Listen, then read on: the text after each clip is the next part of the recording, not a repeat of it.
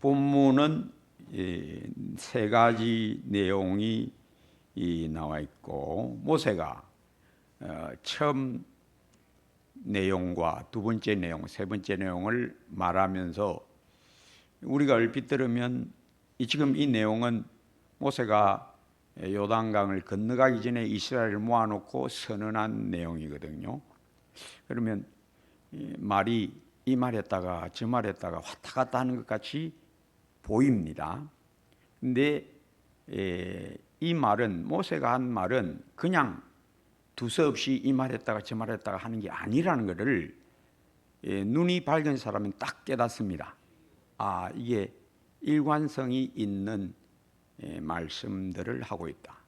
하나님의 영에 붙들려서 모세가 지금 말한다라는 것을 깨어있는 사람, 믿음의 눈이 있는 사람은 딱 이거 들으면, 그 당시에는 이스라엘이 이걸 듣겠죠.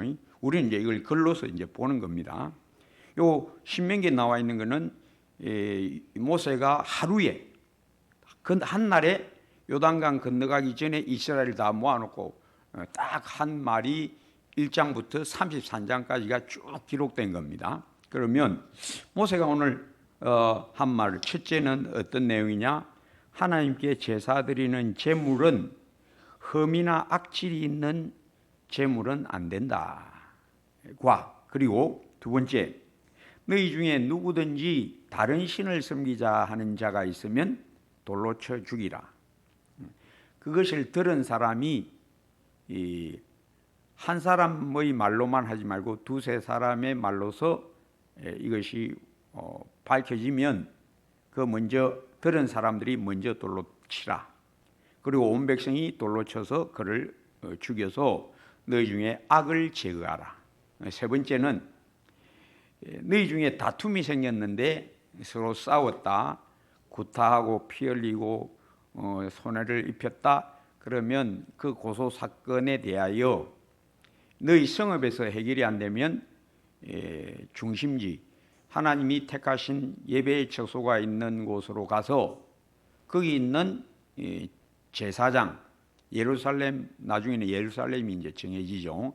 거기서 제사를 집전하는 제사장이나 재판장의 판결대로 해라.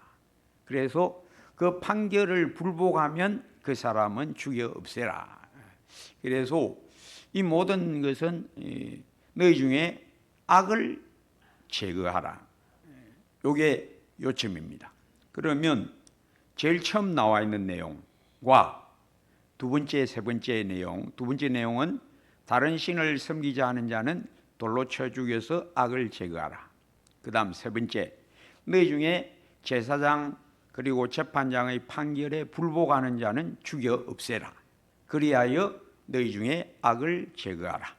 자, 그러면 이것은 오늘날 예수 믿는 나에게, 신약 성경, 신약 시대에 사는 나에게, 이 구약 성경 애적의 이 고대 이스라엘의 삶의 규례가 오늘 예수 믿는 나에게, 현대인 나에게 어떤 의미가 있는가? 요거 깨닫는 게 성경 깨닫는 겁니다. 그래서 저는 오늘 이 말씀으로, 오늘 예수 믿는 나에게 이 말씀, 그리스도 예수 안에서 율법은 어떻게 깨달아져야 하느냐, 이걸 저는 증거하는 것이 제 설교자로서의 사명이라고 저는 생각합니다. 첫째, 우리 하나님께 제사할 때 흠이나 악질이 있는 것을 바치면 안 된다. 아, 우리 하나님은 너무 까다롭다. 대충 정성만 있으면 되는 거 아이가? 좋은 것만 밝히나? 이렇게 오해하면 안 된다. 이 성경은 누가 깨달을 수 있느냐? 성경은 구원받은 자만 깨달을 수가 있어요. 구원 못 받은 사람은 성경 못 깨닫습니다. 눈이 없기 때문에, 깨닫는 눈이 없기 때문에, 깨닫는 마음이 없기 때문에 성경을 읽어도 그냥 글자의 나열입니다. 그런데 예수 믿어 깨끗하게 된 사람은 이게 무슨 뜻인지를 압니다. 이게 무슨 뜻일까요? 우리 하나님은 성도의 심령이 흠이 없어야 된다. 믿음이 뭐냐? 흠과 점이 없는 완벽한 영혼이 그게 믿음의 영혼이다. 그건 어떻게 얻느냐? 사람이 스스로 흠없고 점 없는 영혼이 되느냐? 그건 불가능하다. 뭘로만 되느냐? 흠없고 점 없는 그리스도 예수의 대속의 은혜로만. 우리 주 예수 그리스도 흠없고 점 없는 어린 양. 그래서 나의 죄를 담당하실 수가 있으셨고, 그 흠없고 점 없는 어린 양 예수 그리스도의 능력을 얻은 사람, 그 의를 입은 사람만 하나님이 받아주신다. 그래서 믿음으로 사는 게 뭐냐? 흠없고 점 없는 심령으로 사는 것이다. 흠없고 점 없는 심령이 뭐냐? 믿음의 심령.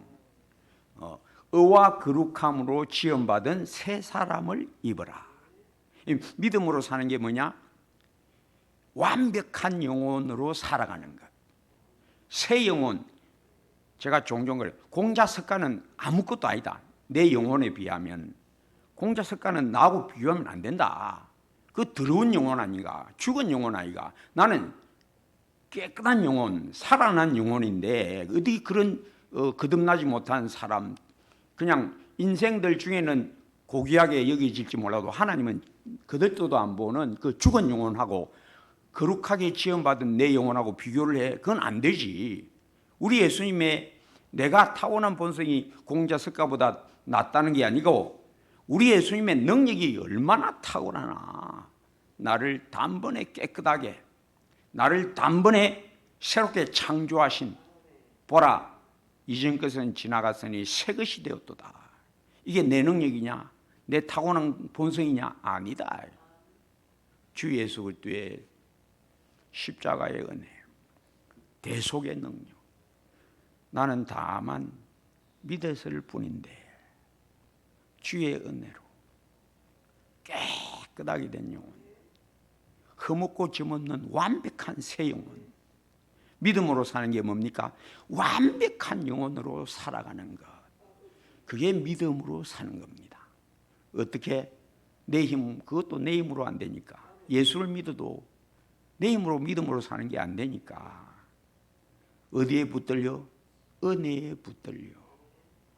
성령의 은혜에 붙들려. 성령을 따라 행하라. 그게 믿음의 삶이다. 그래서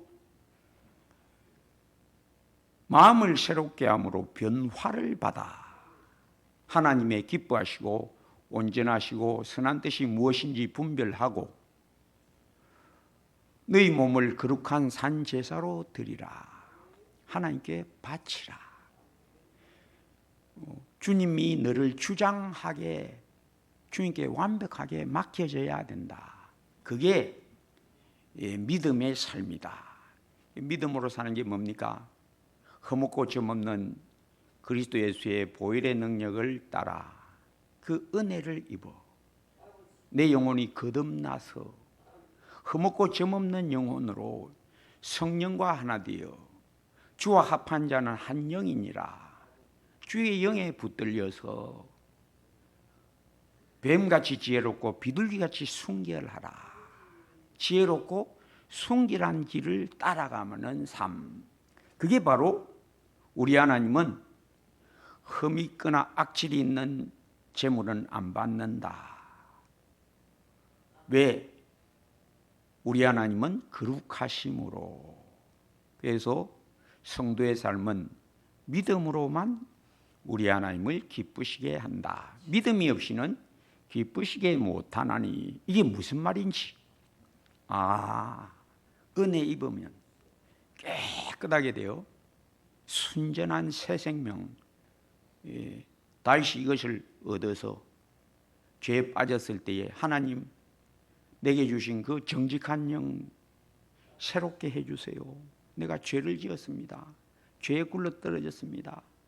주여, 죄에 굴러 떨어지기 전에 내게 주신 그 내 영혼, 새롭게 된 내 영혼, 정직하고 진실한 내 영혼을 회복시켜 주세요. 그래서 시편 51편 다윗이 밧세바와 동침한 후에 선지자 나단의 책망을 듣고 지은 시 시편 51편 6절 보소서 주께서는 중심의 진실함을 원하시오니 10절에 하나님이여 내 속에 정한 마음을 깨끗한 마음을 창조하시고 내 안에 정직한 영을 새롭게 하소서. 내가 죄에 붙어서 넘어졌지만은 죄 짓기 전에 나의 그 깨끗한 심령, 굴 속에서 사울을 피하여 다니면서 내가 부르짖었을 때의 그 깨끗한 심령을 회복시켜 주세요. 왜? 그 깨끗한 심령의 즐거움, 생수 안에 들어있는 그 달콤한 평안, 깨끗한 단정함을 그가 알고 있기 때문에 그 맛을 회복시켜 주세요. 그래서 시편 119편 1절은 어떻게 시작하느냐? 행위가 온전하여 여호와의 율법을 따라 행하는 자들은 복이 있도다. 누가 주님과 동행할 수 있느냐? 깨끗한 영혼, 대속의 은혜로 그리스도 예수의 보혈의 샘으로 씻어진 맑은 영혼, 눈이 맑은 영혼, 순진무구한 영혼, 천국은 이런 자의 것이니라. 그래서 우리 하나님은 흠이나 악질이 있는 재물은 안 받는다가 무슨 뜻인지를 누가 아느냐? 죄 용서의 은혜를 입은 자들, 은혜 받은 자들은 이게 무슨 말씀인지 나는 알겠다 하고 무릎을 탁 칠 수 있는 것이죠.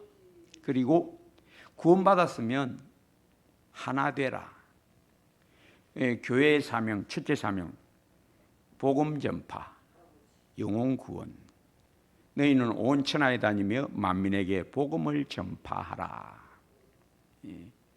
예수님이 오신 첫째 목적이 뭡니까? 내가 온 것은 잃어버린 자를 찾아 구원하려 함이니라. 구원받았으면 이제 어떻게 해야 됩니까? 서로 사랑하라. 새 계명을 주노니 서로 사랑하라. 이것이 교회의 본분입니다. 그래서 너희 중에 혹은 다른 신을 섬기자 하는 자가 있으면 용납해서는 안 된다. 절대로 용납하면 안 된다. 그래서 하나님의 교회는 깨끗함을 얻은 무리들이 모여서 우리 주 예수 그리스도의 거룩한 형상을 얻은 자들이 모였으면 거룩함을 유지해야 한다. 내가 거룩하니 너희는 모든 행실에 거룩한 자가 되라. 베드로전서 1장 15, 16절 오직 너희를 부르신 거룩한 이처럼 너희도 모든 행실에 거룩한 자가 되라. 기록되었으되 내가 거룩하니 너희도 거룩할지어다 하셨느니라. 말과 행실에. 오늘날 성도들이 모임을 보면 마음이 마음이 좀 답답해지는 그런 모습들이 많아요. 대화가 그냥 유흥의 대화, 왁작지껄하기만 하고 쓸데없는 농담이나 해서 낄낄거리고 그걸 즐거움으로 추구하는, 진짜 즐거움을 버리는, 거룩한 기쁨을 버리는, 항상 기뻐하라. 그 기쁨, 거룩한 기쁨을 버리고 인간적 기쁨을 추구하는, 낄낄낄 끌끌끌 농담이나 주고받고 그런 것 보면 성도들의 대화가 아니다. 이건 불신자 대화와 뭐 다르나. 마음이 무거워질 때가 많습니다. 성도는 말과 행실에서 향기를 풍겨야 합니다. 덕을 나타내야 되고 은혜롭게 말해야 되고 진실이 말해야 되고 쓸데없는 헛된 농담으로라도 거짓말을 하면 안 됩니다. 거짓말도 막 재미있게 하려고 막 거짓말도 막 섞고 과장도 너무 하고 그런 거 들으면 낄낄끌끌 듣는 사람들이야 낄낄끌끌 하지만은 우리 같은 사람은 이 교회가 이 세속화가 돼 가는구나. 볼 때마다 마음이 편하지가 않아요. 성도는 성도다움이 있어야 되고 성도들의 모임은 성도다움의 향기가 나야 됩니다. 불신자들이 보더라도 예수 믿는 사람들은 대화도 참 품위가 있다. 요게 딱 나와야 됩니다. 근데 오늘날 예수 믿는 사람들의 모임에 가서 같이 대화하는 거 가만 들어보면 그냥 막 우스갯소리 막 연발하려고 하고 헛된 말, 농담 너무 많아요. 그런 거 우리는 그런 거 들으면 참 마음이 안 편합니다. 안 기쁩니다. 거룩한 대화, 성도들의 대화는 은혜로운 대화, 거룩한 대화를 추구해야 합니다. 그리고 요 세 번째가 뭡니까? 너희 중에 다툼이 생기면 제사장, 재판장에게 판결을 받으라. 그 제사장에게 왜 가야 되느냐? 성도의 모든 삶은 무엇으로 판단이 되어야 되느냐? 하나님의 말씀으로. 그래서 이 본문대로 곧 그들이 11절에 10절부터 여호와께서 택하신 곳에서 그들이 내게 보이는 판결의 뜻대로 내가 행하되 그들이 내게 가르치는 대로 삼가 행할 것이니 곧 그들은 제사장, 재판장. 제사장과 재판장 하는 것은 제사장은 특별히 영적인 문제에 대한 판단자, 재판장은 영적인 문제와도 관련이 있지만 일상생활의 삶의 모습을 판단하는 판단자, 이제 이 재판장. 그러니까 우리의 삶은 신령한 부분과 또 신령한 부분과는 직접 관계되지는 않지만 살아가는 삶의 여러 가지 영역들도 있으니까 두 판단자가 다 필요하다는 거죠. 제사장은 영적인 문제만, 재판장은 일반적인 사사로운 삶의 문제를 판단해주는 분별력을 가진 사람. 그렇게 해서 제사장과 재판장에게 가라. 그리고 그들이 어떻게 판결을 해야 하느냐? 그들은 사사로이 판결하지 말고 인정적으로 판결하지 말고 사람을 외모로 보지 말고 뇌물도 받지 말고 친하다고 잘 봐주고 안 친하면 못 봐주고 하는 그런 불공평도 행치 말고 오직 무엇으로? 11절 그들이 내게 가르치는 율법의 뜻대로, 즉 하나님의 말씀이 근원이 되어 모든 성도의 삶은 그 근원이 뭐냐? 우리 하나님의 거룩한 뜻, 우리 하나님의 말씀. 성도의 모든 삶은 신앙적인 영적인 부분뿐만 아니라 우리의 일상적인 삶도 사실은 어디에 근거가 있어야 되는가 하면 하나님의 뜻, 우리 하나님의 말씀, 여기에 근거해서 모든 것을 판단을 해야 되고 또 그 판단이 하나님의 뜻에 합당함에도 불구하고 그것을 거부하거나 그것을 무시하면 그런 사람은 너희 중에서 죽여라. 그래서 오늘날 교회는 이런 모습으로는 하지 않습니다. 교회 구치소가 있습니까? 교회 벌금 받습니까? 교회에서 징역 때립니까? 그런 건 아니죠. 그런 건 아니지만 이 모든 것은 하나님의 교회는 징벌할 자는 반드시 징벌하라를 우리에게 가르치는 겁니다. 그래서 신약 교회에도 이런 육체적인 징벌, 금전적인 배상 제도 그런 건 없지만은 하나님이 이 교회는 이제 신령한 완벽한 신령한 단체니까 구약에 나오는 이 이스라엘은 신령한 부분도 있고 그 가나안 땅에서 실제로 살아가는 삶의 영역도 같이 있으니까. 그런데 오늘날 우리 교회는 그런 부분은 없죠. 그런 부분은 다 이제 그림자니까 우리는 다 실상 안에서만 사는 영의 실체 안에서 들어와 있으니까.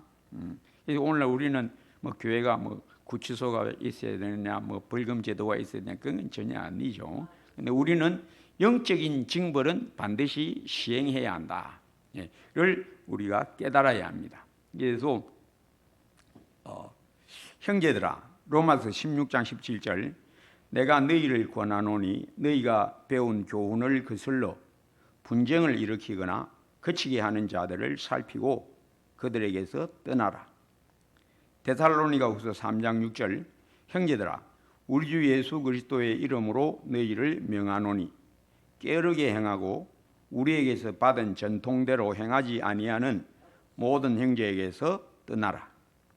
데살로니가후서 3장 14, 15절 누가 이 편지에 한 우리 말을 순종하지 아니하거든 그 사람을 지목하여 사귀지 말고 그로 하여금 부끄럽게 하라.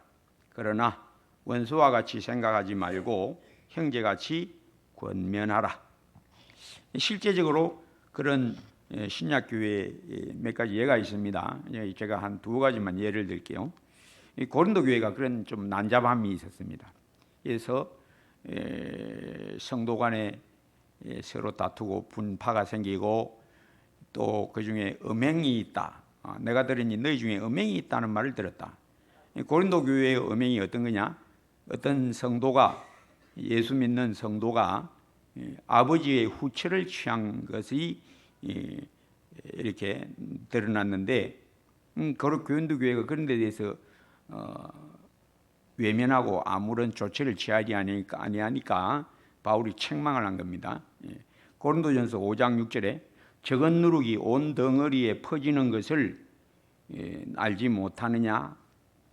13절에 밖에 있는 사람들은 하나님이 심판하시려니와 밖에 있는 사람 불신자들을 거기는 그 징벌 제도가 있고 감옥소도 있고 경찰도 있고 법관들이 있고 다 있죠.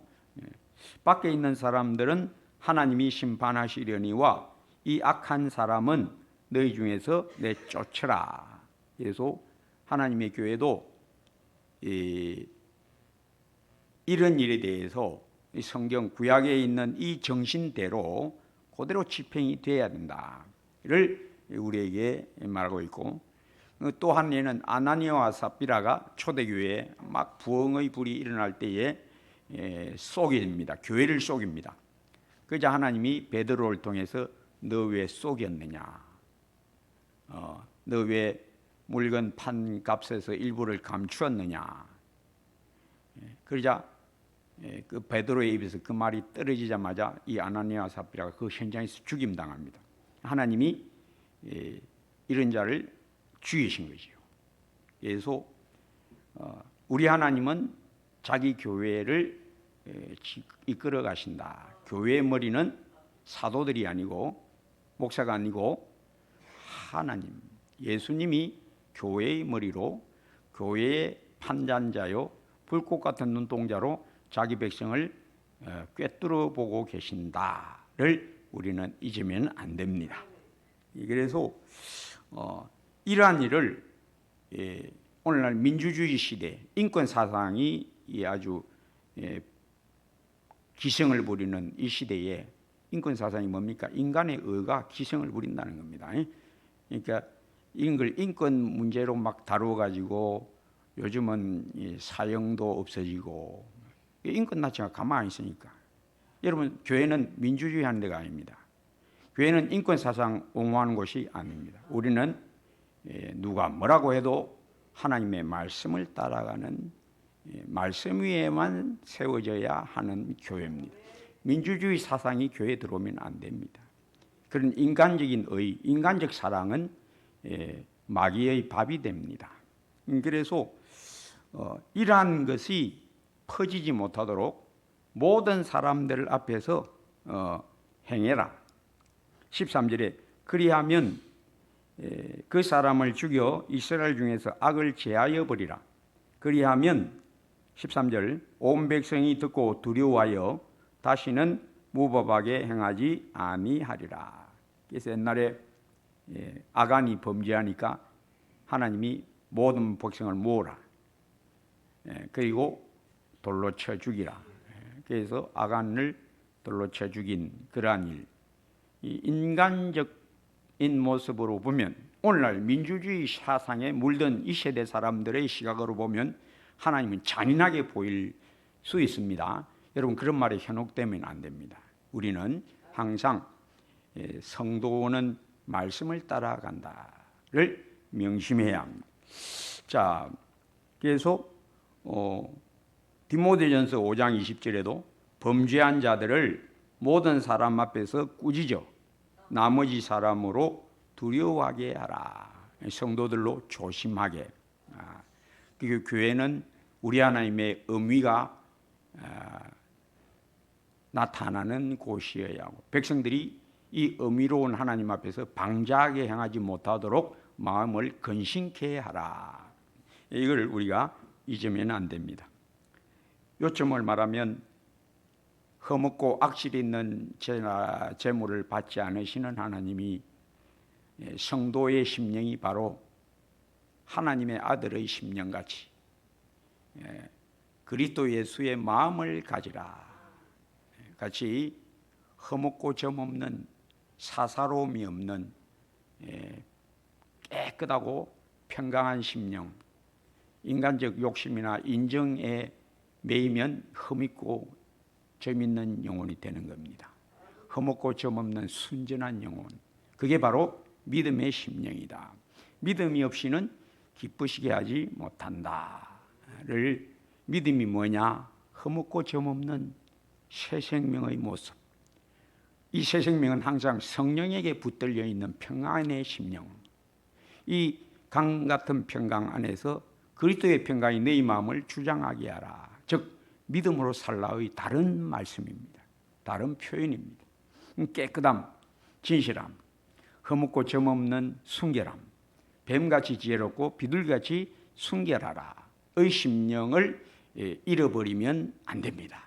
늘 자기 자신을 돌아보아서 혹은 내에게 사사로운 마음, 인간적인 마음이 나를 주장하지 않는가를 잘 헤아려 보아야 되고, 교회의 생명이 뭐냐? 깨끗함, 순결함. 어떤 순결? 어떤 깨끗함? 거룩한 순결. 그리해야 복음이 전파됩니다. 복음은 교회의 최대 사명이지만은 말로만 전파되는 게 아닙니다. 뭘로 전파되느냐? 교회의 거룩한 빛, 교회가 발산하는 거룩한 빛에 의하여 복음이 전파됩니다. 너희는 세상의 빛이다. 너희는 그리스도의 편지다. 그리스도의 향기다. 그래야만 복음이 전파됩니다. 오늘날 한국교회에 어리석음에 매몰되었다. 어떤 어리석음? 교회 숫자만 늘리면 부흥이라는 어리석음에 매몰되어서 이제 어디에 눈이 돌아갔느냐? 우리 하나님의 거룩함을 사모하고 추구하는 데서는 외면하고 숫자만 많아지면 되는 줄로 알고 또 그런 교회를 부러워하는 어리석음에 다 같이 매몰되어서 복음은 숫자 많아지는 것이 부흥이 아니고 그게 구원이 아니고 만약에 어떤 사람이 호주머니 안에 있는 돈을 바깥 호주머니에 옮겨갖고 자주 만지작만지면 내 돈이 많구나, 내 돈이 많구나. 그럼 우리가 그 사람을 뭐라고 해야 되겠죠? 뻔하죠. 바보라고 해야 되겠죠. 이 바보 교회가 된 한국 교회. 안주머니에 있던 돈이 바깥 주머니에 가서 많아졌다. 돈이 많아졌다. 오늘날 지역적으로도 아주 이게 편중이 심해지는 시대입니다. 지방 교회들은 자꾸 젊은 세대가 축소됩니다. 왜? 젊은이들이 일자리를 구해서 서울로 다 올라가 버리니까. 또 대학도 지금 지방 대학은 많이 폐교가 되고 있습니다. 왜? 이 학령 인구가 급속도로 줄어드니까 지방 대학 우리 지금 통계상으로 곧 폐교가 될 위기에 있는 10개 학교 중에 그 두 번째 후보가 어느 학교인지 압니까? 고신대학교입니다. 심각하게 학생 수가 작아졌다. 곧 폐교될 수가 있다. 이게 이렇게 지금 인구 절벽에다가 또 교회가 세속화되어서 우리 하나님이 외면하시니까 한국 교회가 급속도로 쇠퇴하고 엎친 데 덮친다고 인구마저도 급속도로 줄어드니까 교회마다 참 어렵다, 힘들다. 그 어렵고 힘든 이러한 시기는 누가 가져왔느냐? 바로 우리가 가져온 겁니다. 바로 우리가 가져온 겁니다. 예, 안주머니 돈을 바깥 주머니에 넣고 돈 많아졌다라고 좋아하는 어리석은 한국교회. 예, 이 어리석음을 하나님이 가만두시겠습니까? 모진 매를 들어서 지금 후들에 치고 계시는 겁니다. 성도 여러분, 깨어나야 합니다. 성도의 본분이 뭐냐? 흠없고 점없는 어린 양 같은 그리스도 예수의 보혈의 은혜 안에 늘 흠없고 점없는 영혼 되어 서로 사랑하라. 성령이 하나 되게 하신 것을 힘써 지키라에 굳게 세워지게 되시기를 주의 이름으로 축복합니다. 아버지 하나님, 교회의 순결, 거룩한 순결, 또 지상 최대의 사명, 복음 전파, 영혼 구원, 구원받은 자들의 모임의 거룩함을 통하여 복음이 또한 증거되는 것을 우리가 다 알고 있습니다. 복음이 말로만 증거되는 것이 아니라 성도들의 거룩한 삶, 빛된 삶, 너희가 서로 사랑하면 이로써 모든 사람이 너희가 내 제자인 줄 알리라. 교회의 거룩한 삶의 유지, 우리 주님 말씀대로 너희 중에 악을 제거하라. 적은 누룩이 온 등에 퍼지는 것을 알지 못하느냐. 이 악한 사람은 너희 중에서 내쫓으라. 범죄한 자들을 모든 사람 앞에서 꾸짖어 나머지 사람으로 두려워하게 하라. 이러한 진리 말씀에 우리가 깨닫고 창념하여 외면하지 않는, 어리석음에 끌려 들어가지 않는 밝음에 늘 세워지게 하옵소서. 예수님 이름으로 기도합니다.